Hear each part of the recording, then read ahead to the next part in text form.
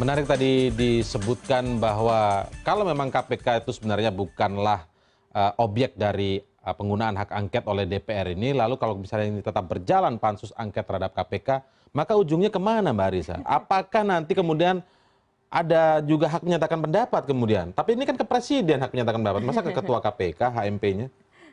Jadi gini, soal ending biarkan pansus angket ini bekerja lebih dulu.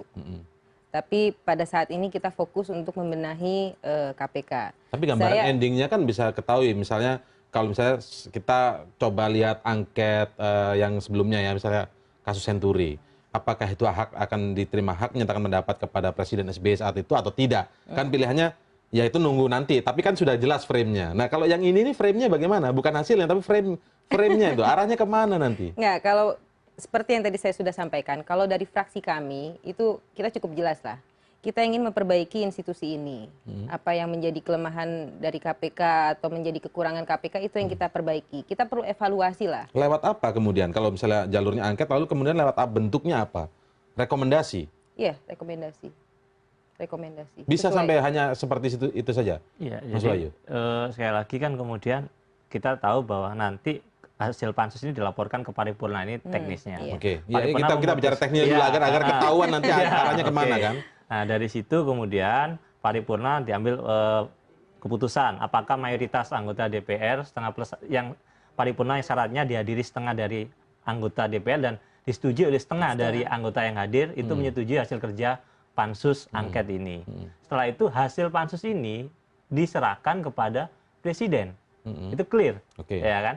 Nah, kemudian dari hasil angket ini ada opsi bahwa DPR kemudian bisa untuk menggunakan hak menyatakan pendapat.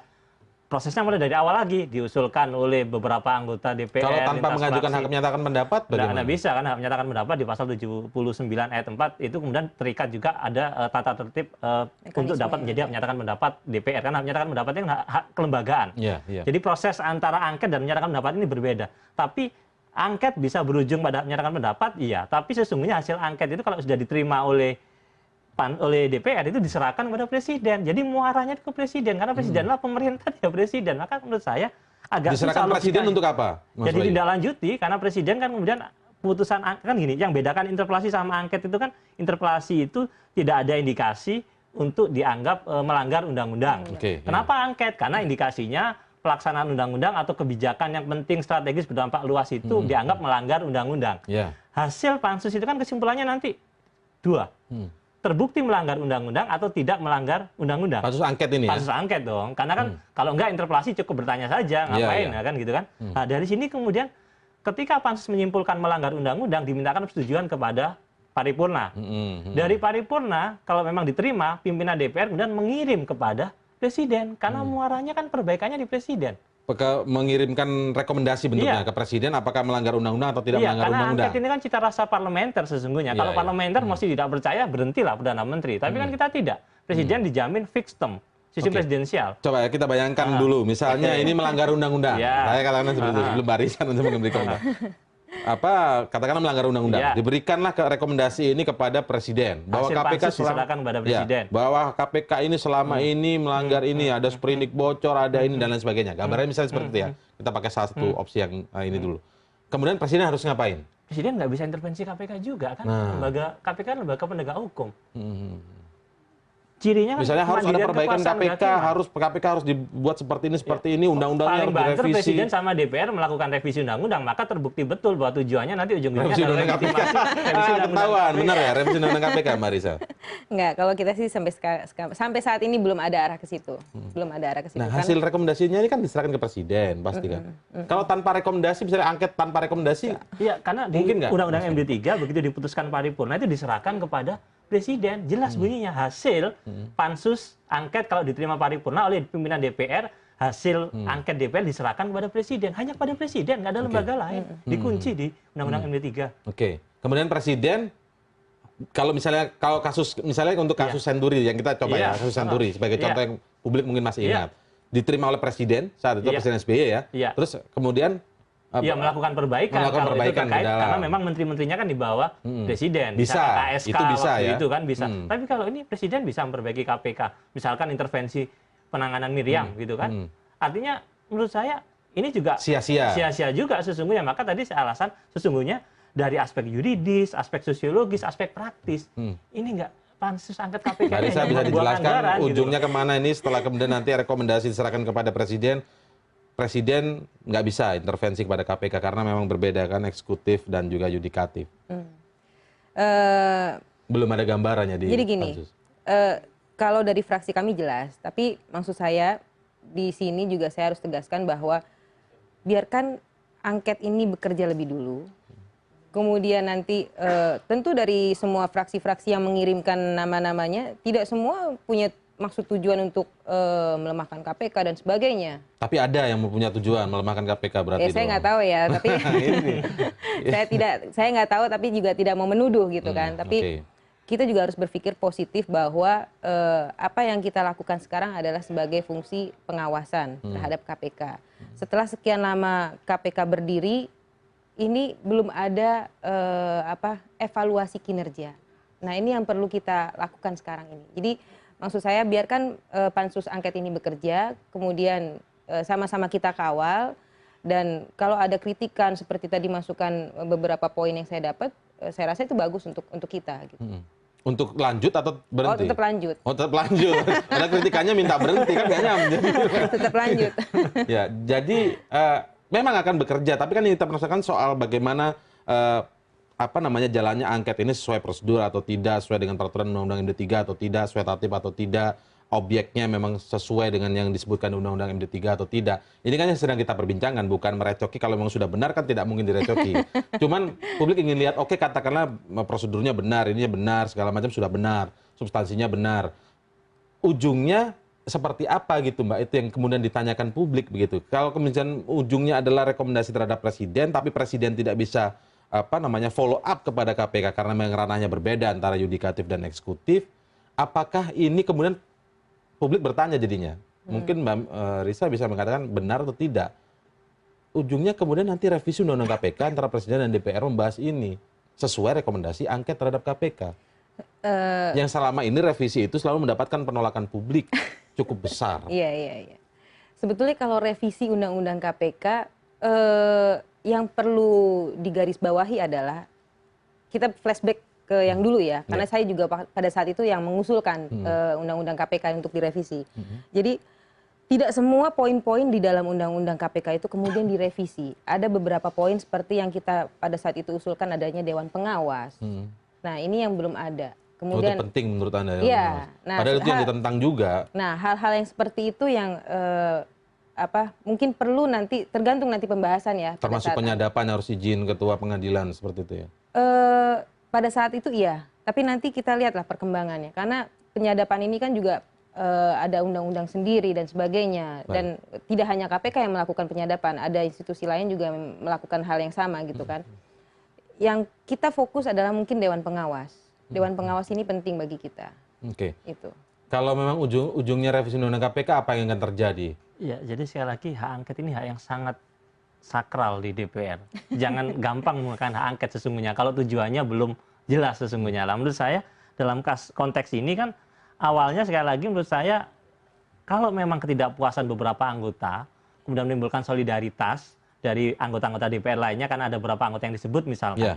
Ya kan, terus ada beberapa anggota DPR yang namanya disebut dalam persidangan EKTP misalkan. Menurut saya kenapa tidak menunggu proses persidangan kan itu. Tahu nanti kalau bersih kenapa takut kan gitu kan. Artinya kalaupun nanti memang mereka tidak melakukan penekanan terhadap Miriam, akan terbuka kok terang benderang di pengadilan. Diberikan hak, tinggal tunggu waktu saja. Itu kalau soal untuk rehabilitasi nama-nama tadi ya.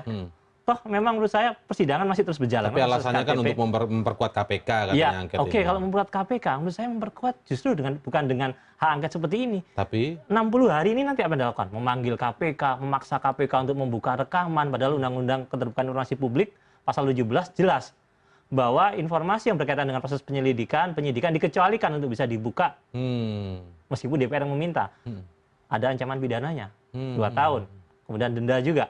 Artinya sesungguhnya kalau mau bicara perbaikan KPK, fungsi pengawasan tadi yang dikatakan oleh Bu Risa tadi itu cukup rapat dengar pendapat. RDP di Komisi 3 ya. Perbaikan. Partnernya ya. Iya, partnernya. Sesungguhnya kan ujung-ujungnya itu. Toh kemudian menurut saya selama ini KPK kooperatif kok menurut saya dalam beberapa kali kesempatan RDP apa sih yang tidak kemudian Cuman dibuka? kalau kita ingat beberapa Iya. waktu lalu ketika RDP itu berjalan kan dan kita mencoba mengulasnya, Iya. memang RDP-nya berjalan mulus kecuali satu hal. Permintaan membuka itu. Nah, itu kan Benar. pengadilan yang boleh membuka karena undang-undang keterbukaan informasi publik. Kenapa? Jadi KPK bukan berarti tidak menghormati DPR. KPK hanya takut kalau dia membuka itu bisa dipidana, itu pimpinan KPK-nya KPK dipidana, semua bukan karena tidak mau untuk Tidak tidak mau menghormati karena DPR. jelas ancaman pidananya siapa yang membuka. Tapi begini Mas Bayu, Iya. kalau saya mencoba melihat ya, ini Iya. tentu saja mungkin dibantah oleh apa namanya Komisi 3 maupun dari pansus angket. Awalnya kan ketika KPK menolak membuka rekaman pemeriksaan Miriam yang dimana di situ menyebutkan sejumlah nama disebut menekan Miriam untuk mencabut BAP-nya. Di situ DPR Komisi 3 terutama agak geram sehingga kemudian akhirnya menurut KPK ini mengancam KPK akan membawa KPK menggunakan hak angket terhadap KPK. Karena RDP tidak mampu membuka, tidak mampu memaksa KPK untuk membuka rekaman pemeriksaan terhadap Miriam. Tapi dengan ancaman menggunakan angket, dan angket sekarang akhirnya berjalan, apakah angket itu sendiri nanti bisa memaksa untuk membuat KPK membuka rekaman pemeriksaan Miriam? Pertanyaan saya, siapa yang membuat undang-undang keterbukaan informasi publik? DPR sendiri. DPR sendiri. DPR pasal 17 ayat 1 jelas kok, tidak ada pengecualian. Artinya mau di hak angket, mau di hak RDP. interpelasi, mau LDP, yang boleh membuka itu hanya pengadilan. Siapapun yang membuka itu, baik yang membuka maupun kemudian yang memaksa membuka, itu ancamannya pidana. Jadi kalau besok hak angket tetap memaksa itu, maka serta-merta kemudian akan berlaku ketentuan undang-undang keterbukaan informasi publik. Dan yang kedua menurut saya, biaya angket ini cukup mahal loh. Ingat loh, ini membiayai pansus angket selama 60 hari, memanggil ahli. Memanggil ahli kan tentu tidak gratis juga, manggil ke DPR dan lain sebagainya.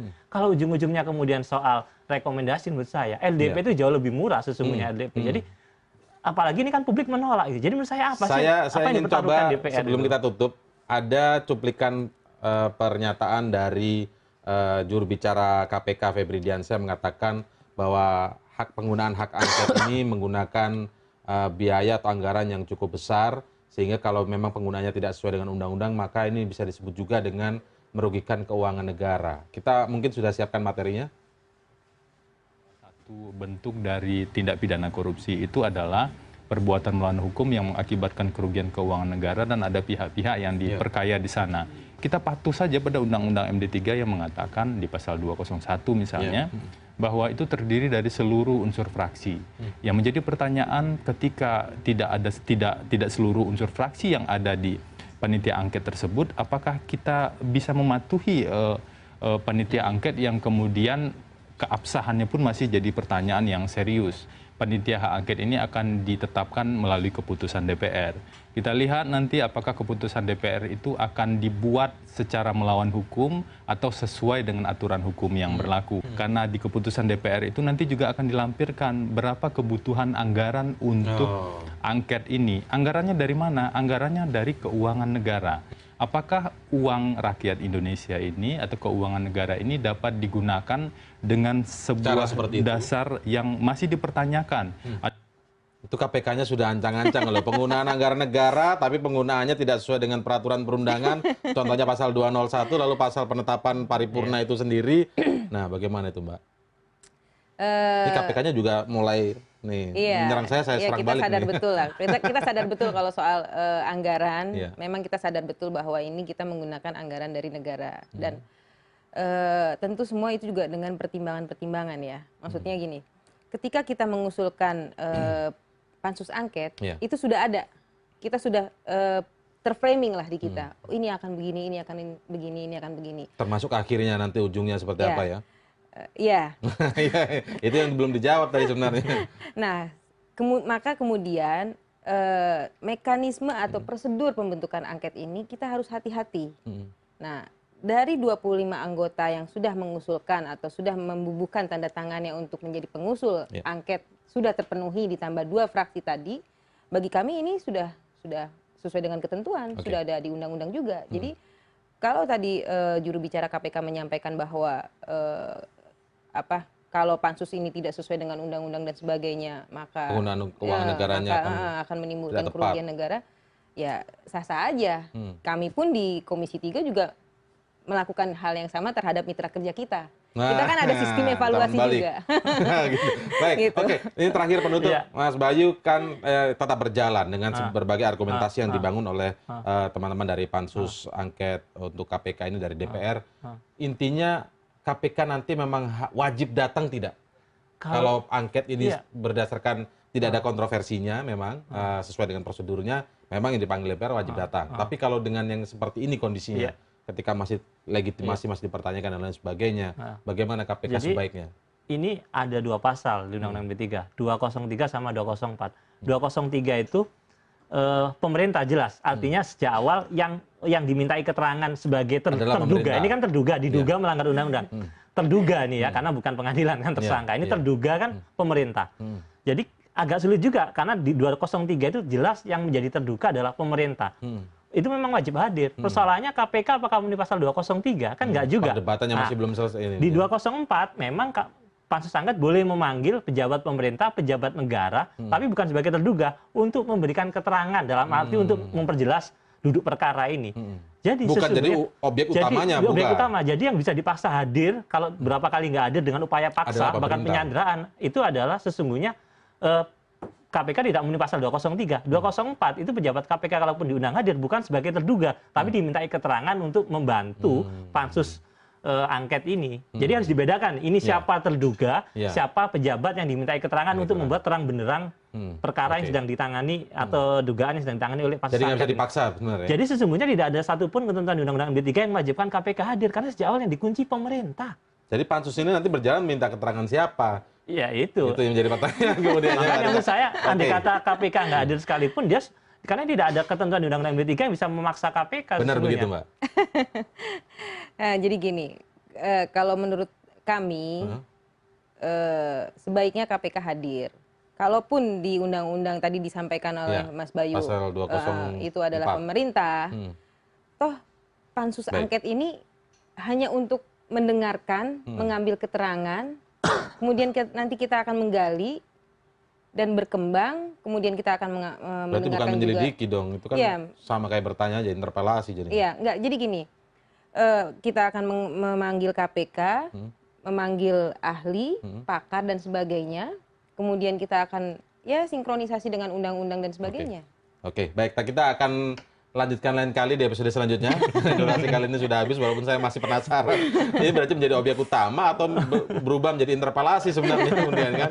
Oke, terima kasih Mbak Risa untuk bahasannya malam hari ini. Mas Bayu, terima kasih sekali lagi atas analisisnya. Indra. Kita masih akan menantikan bagaimana pansus angket terhadap KPK ini akan berjalan, apakah sesuai koridor Undang-Undang MD3 ataukah tidak, karena tadi KPK sudah membuka wacana baru, kalau tidak berarti ada keuangan negara yang dirugikan. Begitu, Pak.